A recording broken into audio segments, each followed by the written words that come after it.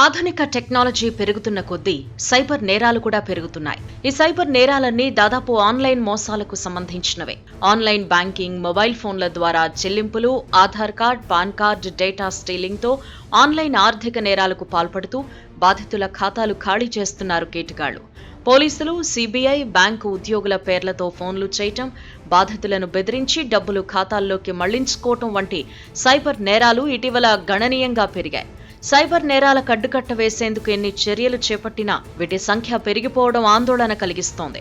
ఇందులో అన్ని వర్గాల వారు బాధితులే. అయితే సైబర్ నేరాల్లో ఎక్కువ మంది బాధితులు మహిళలే అని నేషనల్ క్రైమ్ రికార్డ్స్ బ్యూరో వెల్లడించడం ఆందోళన కలిగించే విషయం.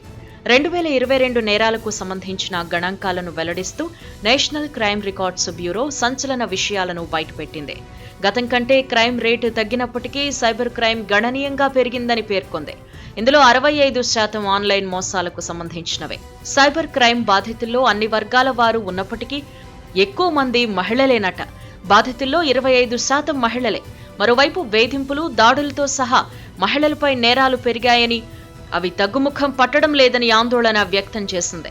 ఆన్లైన్ మోసాలలో ఆడవాళ్లే అధికంగా బాధితులుగా తేలారు.